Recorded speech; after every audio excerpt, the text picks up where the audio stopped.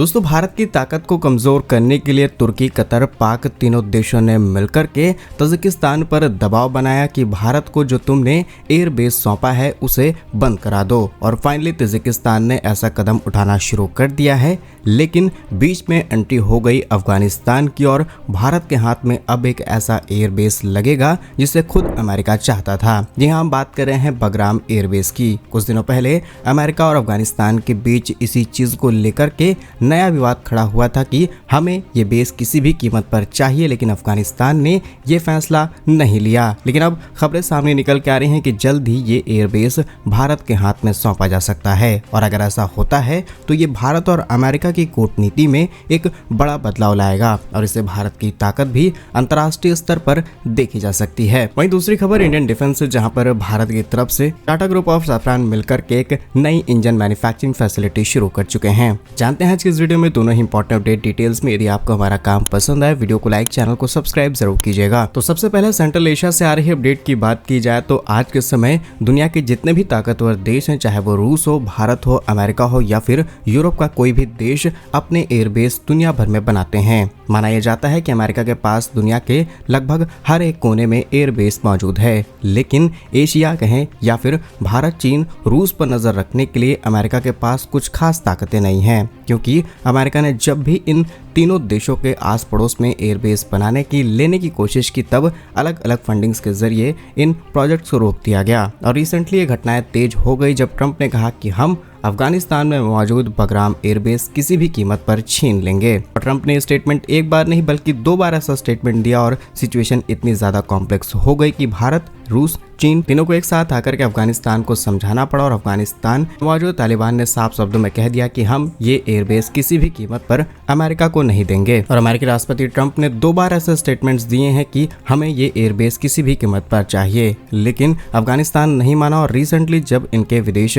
मंत्री आमिर खान मुत्तकी भारत दौरे पर आते हैं, तब भी वो भारत की जमीन से स्टेटमेंट देते हैं। ऐसे में अमेरिका को लगता है कि भारत जैसी ताकत के साथ हाथ मिलाकर के अफगानिस्तान इतना ज्यादा पावरफुल हो चुका है कि हमें धमकियां दे रहा है। लेकिन सेंट्रल एशिया के अंदर मौजूद भारत का एयरबेस अब बंद करना पड़ चुका है। ऐसा इसलिए क्योंकि तजाकिस्तान में भारत का ये एयरबेस था, जहां पर दोनों देशों की सेनाएं अलग अलग तरीके से ऑपरेशंस करती थी, अलग अलग तरीके से मिलिट्री ट्रेनिंग्स की जा रही थी और जरूरत पड़ने पर हम इसका इस्तेमाल कर सकते थे। लेकिन इंटरनल रिपोर्ट्स का मानना है कि तजाकिस्तान को ये एयरबेस बंद इसलिए करना पड़ा है क्योंकि इनके ऊपर तुर्की, कतर, पाक तीनों देश की तरफ से दबाव बनाया गया, जिसके चलते भारत को वहां से अब निकलना पड़ रहा है। लेकिन इसी के पैरेलली सोशल मीडिया पर तमाम मीडिया आउटलेट्स ने इस बात को कोट करना शुरू कर दिया है कि जल्द ही अफगानिस्तान में मौजूद बगराम एयरबेस भारत को सौंप दिया जाएगा, या फिर कुछ का मानना है कि सौंप दिया गया है। फिलहाल हम आपको ये बात क्लियर कर दें कि ये चीज अभी तक कंफर्म नहीं हुई है और किसी भी तरीके के ऑफिशियल हैंडल, फिर चाहे वो कोई डिप्लोमेट्स हो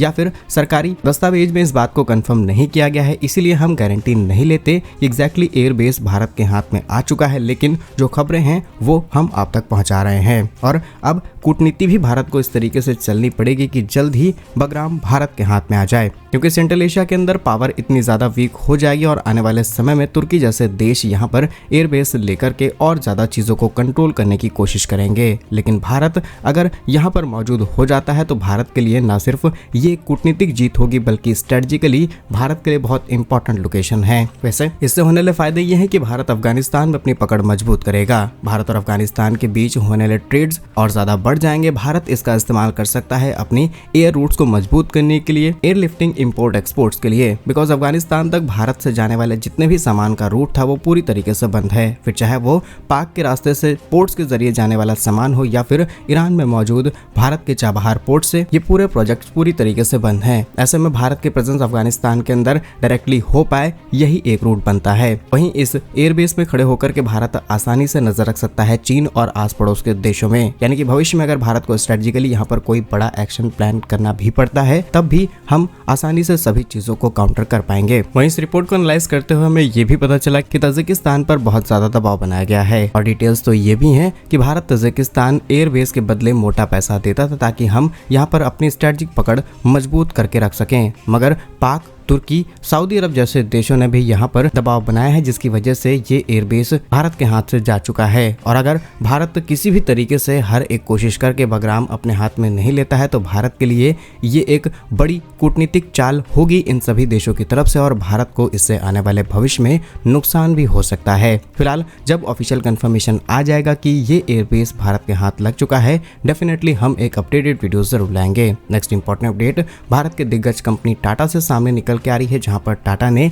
डिफेंस के लिए काफी बड़ी तैयारी शुरू कर दी है। खबर यह है कि भारत की जानी मानी कंपनी टाटा की एक और company Tata advance system limited और फ्रांस की कंपनी साफरान ने मिलकर के एयरक्राफ्ट इंजन के लिए एक प्लांट को शुरू कर दिया है। यह प्लांट हैदराबाद के आदिबातला में सेटअप किया गया और यहाँ पर LEAP इंजन पार्ट्स को मैन्युफैक्चर किया जाएगा। इस प्लांट का उद्घाटन 28 अक्टूबर 2025 को किया गया, जिसमें तेलंगाना के IT और इंडस्ट्रियल मिनिस्टर श्रीधर बाबू भी उपस्थित रहे। और इस यूनिट के अंदर CFM लीप इंजन के लिए बहुत ही कॉम्प्लेक्स रोटेटिंग पार्ट्स को और अलग अलग बेरिंग, लो प्रेशर टरबाइन, इन सभी चीजों को मैन्युफैक्चर किया जाएगा। जानकारी के लिए आपको बता दें कि यहाँ पर A320 नियो और बोइंग 737 मैक्स जैसे आधुनिक विमानों में इस्तेमाल होने वाले सारे पार्ट्स हैं, जो कि अब भारत के अंदर तैयार किए जाएंगे। अब इस रिपोर्ट की टेक्निकल डिटेल्स और फैक्चुअल डिटेल्स आपको बताएं तो इस प्रोजेक्ट में टोटल इन्वेस्टमेंट हुई है लगभग 425 करोड़ रुपए की, जो कि भारत के एरोस्पेस सेक्टर को बूम अप करने के लिए एक बड़ा कदम है। इस प्लांट के अंदर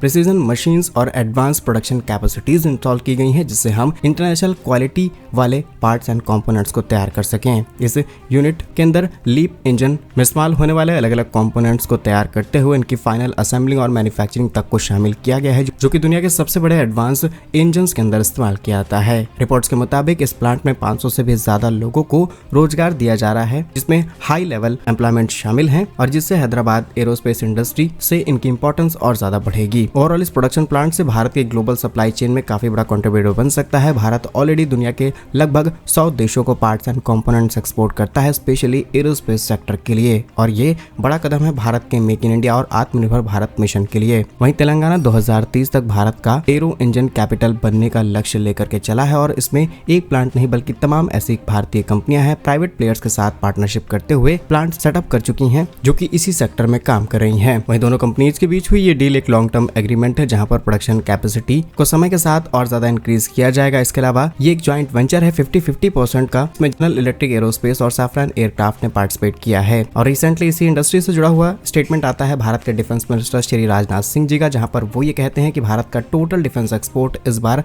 30,000 करोड़ रुपए के आसपास होने वाला है। कहा ये 2 से 4 या फिर 10,000 करोड़ के आसपास था, समय के साथ ये बढ़ रहा है, और आज भारत दुनिया के करीब 100 देशों को अपने छोटे बड़े हथियार एक्सपोर्ट करता है, और जिन देशों को हथियार एक्सपोर्ट नहीं किए जाते उसमें कंपोनेंट शामिल हैं। समय के साथ भारत अपनी कैपेसिटी इंक्रीज कर रहा है toward export, toward global partnership, और ऐसे प्लांट्स सेटअप होते ही भारत को इंटरनेशनली एरोस्पेस इंडस्ट्री में एंटर होने का मौका मिल रहा है। क्या कुछ सोचना है आपको इन सभी खबरों पर? कमेंट्स अपने राय जरूर बताइए। भारत कैसे ही वीडियोस पाने के लिए वीडियो को लाइक, चैनल को सब्सक्राइब जरूर कीजिए। वंदे मातरम, भारत माता की जय।